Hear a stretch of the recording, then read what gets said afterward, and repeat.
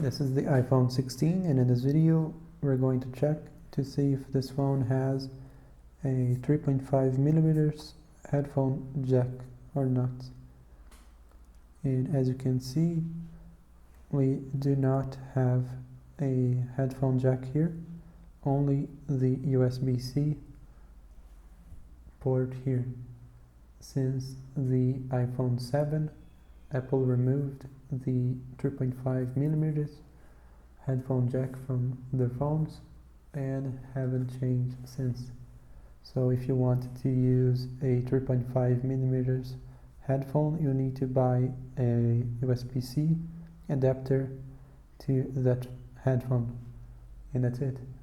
Thank you for watching this video. Please leave a like and subscribe.